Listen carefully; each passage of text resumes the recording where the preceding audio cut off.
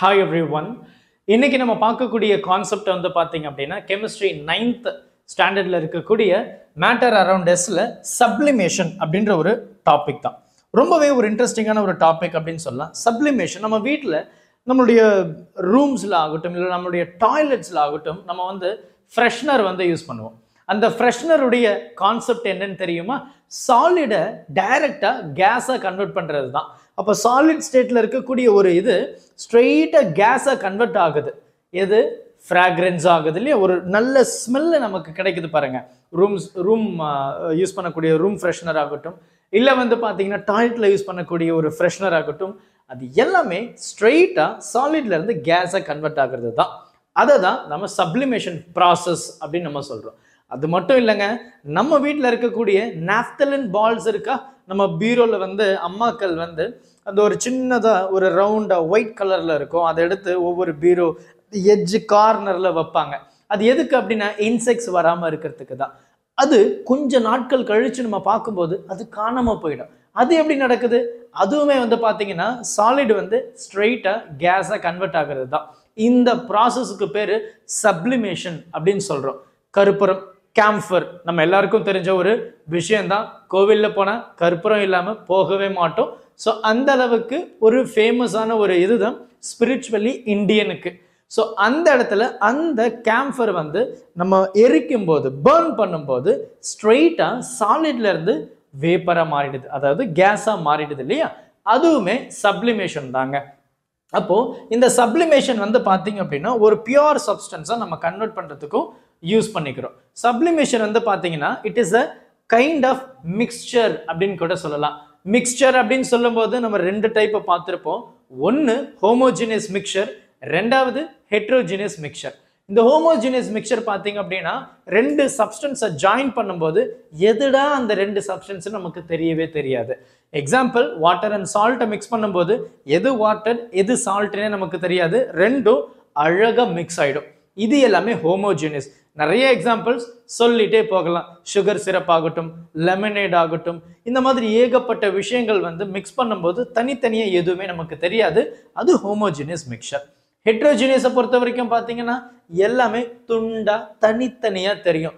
Fruit salad நம்ம நிறைய தடவை சொன்ன எக்ஸாம்பிள் தான். அதில் ஒவ்வொரு ஃப்ரூட்ஸும் நம்ம ஈஸியாக பிரித்து எடுக்க முடியும் இல்லையா? அப்புறம் சால்ட் அண்ட் சாண்டு சொல்லிக்கலாம், இல்லை வாட்டர் அண்ட் சாண்டு சொல்லிக்கலாம். இந்த மாதிரி நிறைய எக்ஸாம்பிள்ஸ் நம்ம சொல்லிட்டே போய்க்கலாம். ஆயில் அண்ட் வாட்டர் சொல்லலாம். இது எல்லாமே வந்து பார்த்தீங்கன்னா அந்த ரெண்டு எலிமெண்ட்டை நம்ம பார்த்தாவே இது தனித்தனியாக நமக்கு தெரியும்.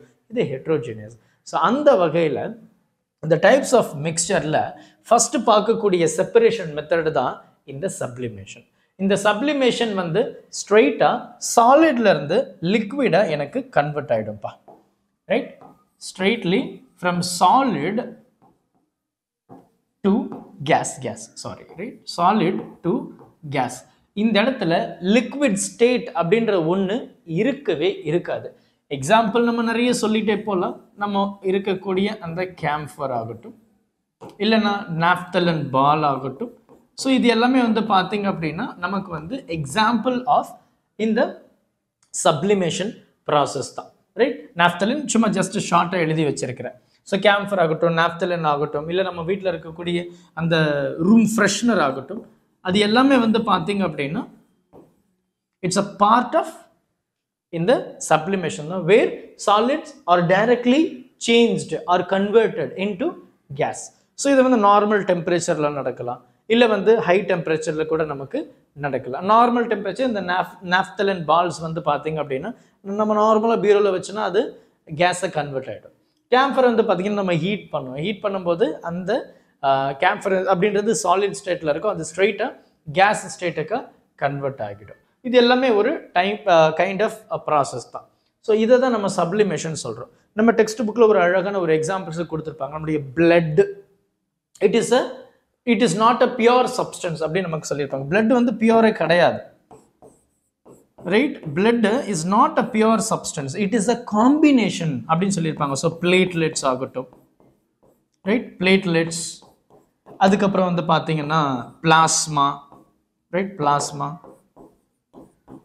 அப்புறம் வந்து பார்த்தீங்கன்னா red blood and then white blood corpuscles இதனால வந்து உருவாக்கப்பட்டது அப்போ நம்மளுடைய பிளட்டே வந்து பியூர் சப்ஸ்டன்ஸ் கிடையாது, it is impure, it is combinations அப்படின்றத நம்ம இந்த இடத்துல நம்ம பேசியிருக்கிறோம், ரைட். அண்ட் அதே மாதிரி வந்து பார்த்தீங்கன்னா இந்த சப்ளிமேஷனுக்கு ஒரு எக்ஸாம்பிள் நம்ம டெக்ஸ்ட் புக்கில் கொடுத்துருப்பாங்க. Ammonium chloride when it mixed with salt and sand, right? So ammonium chloride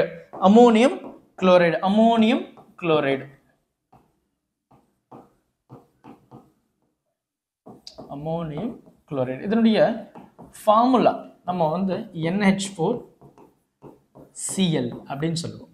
இந்த அமோனியம் குளோரைடை நம்ம சால்ட்டில் மிக்ஸ் பண்ணுறோம். ஃபிசிக்கலி தான் நம்ம வந்து பண்ண போகிறோம், ஃபிசிக்கலி தான் நம்ம பண்ணுறோம். ஏன்னா கெமிக்கலி கம்பைன்டு வந்து காம்பவுண்ட்ஸ் அப்படின்னு நம்ம படிச்சிருக்கிறோம் இல்லையா. இது வந்து ஃபிசிக்கலி நம்ம வந்து கம்பைன் பண்ணுறோம். அப்படி ஃபிசிக்கலி நம்ம கம்பைன் பண்ணும்போது இது வந்து ஒரு எக்ஸாம்பிள் நமக்கு கொடுத்துருப்பாங்க, ஒரு பேப்பரில் வச்சுருப்பாங்க, ரைட். அது வந்து இங்கே இருக்கும், இந்த இடத்துல ரெண்டுத்தையும் மிக்ஸ் பண்ணது. இது என்ன பண்ணியிருப்பாங்க அப்படின்னா ஒரு ஃபனல் உங்களுக்கு தெரியும், ரைட். இந்த ஃபனல் வந்து அதில் இன்வெர்ட் பண்ணி வச்சுருப்பாங்க. அதில் வந்து பார்த்திங்கன்னா இங்கே காட்டன் அந்த ஓப்பன் இருக்குல்ல, அது வந்து காட்டனை வச்சு அடைச்சாச்சு. ஸோ என்ன பண்ணுறாங்க, இது ஹீட் பண்ணுறாங்க. ஹீட் பண்ணும்போது என்ன அப்சர்வ் பண்ணுறாங்க அப்படின்னா இது வேப்பர் ஆகுது, ரைட். வேப்பர் ஆகி ஒரு சில விஷயங்கள் மட்டும் இங்கே அப்படியே செட்டில் ஆகுது, ரைட். அப்போ என்ன ஆகுது, சாலிடு கேஸாக கன்வெர்ட் ஆகி கேஸு மறுபடியும் இங்கே வந்து சாலிடாக ஒட்டிக்குது. அப்போ இந்த இடத்துல நம்ம ஒரு முக்கியமான விஷயத்த கவனிச்சே ஆகணும்.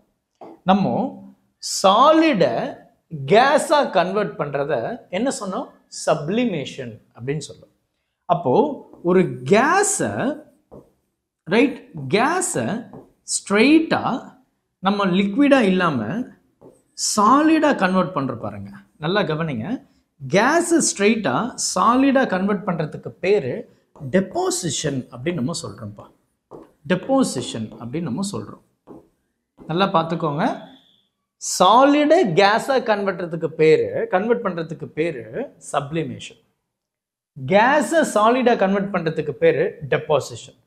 அப்போது இங்கே என்ன ஆகுது, சாலிடு கேஸை கன்வெர்ட் ஆகுது, கேஸு இங்கே பார்ட்டிக்கலை அந்த ஃபனலில் ஒட்டி இருக்கு. அப்போ இது டெப்போசிஷன் அப்படின்னு கூட நம்ம சொல்லிக்கலாம். இந்த சப்ளிமேஷன் ப்ராசஸ் வந்து ரொம்ப ஒரு சின்ன எக்ஸாம்பிள் தான்.